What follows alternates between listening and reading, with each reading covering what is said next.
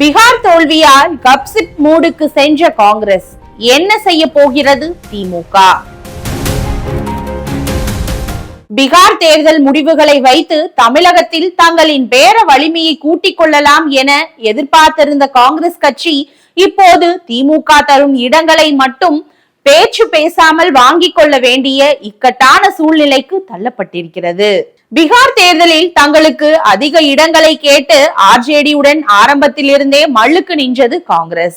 கடைசியில் 61 தொகுதிகளில் இறுதி செய்யப்பட்டாலும் 7 தொகுதிகளில் ஆர்ஜேடியுடனே நட்புடன் மோதியது காங்கிரஸ். கடைசியில் காங்கிரசுக்கு கைவசமானது என்னவோ 6 தொகுதிகள் தான்.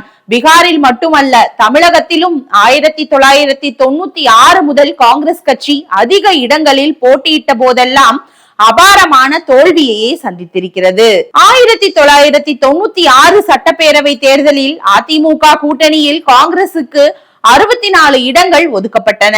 ஆனால் ஒரு தொகுதியில் கூட காங்கிரஸ் வெற்றி பெறவில்லை. அதே போல 2011 சட்டப்பேரவை தேர்தலில் திமுகவுக்கு அழுத்தம் கொடுத்து 63 இடங்களை பெற்ற காங்கிரஸ் 5 இடங்களில் மட்டுமே வென்றது.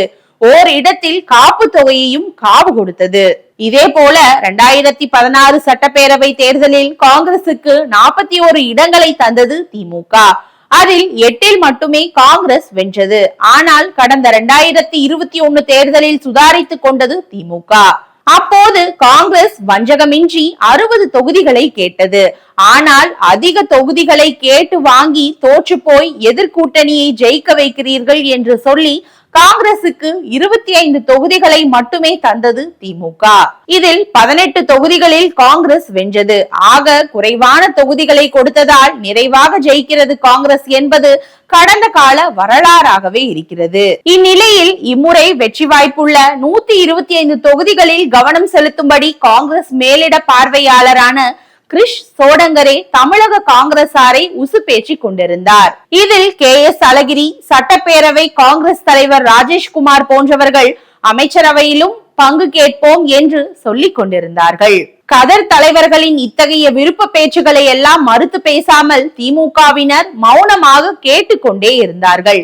இந்த நிலையில் பீகாரின் தேர்தல் முடிவுகள் காங்கிரஸ் கட்சிக்கு பெருத்த பின்னடைவை ஏற்படுத்தி இருப்பதால் தமிழக காங்கிரசார் எதுவும் பேச முடியாத நிலையில் இருக்கிறார்கள். நிதிஷ்குமார் பாஜக கூட்டணி மேலும் உறுதியாகிவிட்டதால் இப்போதைக்கு மத்திய அரசில் எந்த குழப்பமும் வரவே வாய்ப்பில்லை. அதனால் மத்தியில் திமுகவின் தயவு காங்கிரசுக்கு கட்டாயம் தேவை. அதனால் தமிழகத்தில் திமுக என்ன சொல்கிறதோ அதை கேட்டுக்கொள்ள வேண்டிய கட்டாயத்துக்கு அந்த கட்சி ஆளாகி இருப்பதாக அரசியல் பார்வையாளர்கள் கருதுகிறார்கள். மறுபடியும் 25 தொகுதிகள் தான் தர முடியும் என திமுக சொன்னால் காங்கிரஸ் கட்சி தப்பாமல் அதை ஏற்றுக்கொண்டு போட்டியிடுமா அல்லது தொண்டர்களின் விருப்பத்தை பூர்த்தி செய்ய மாற்று வழிகளை ஆராயுமா என்பதை பொறுத்திருந்துதான் பார்க்க வேண்டும்.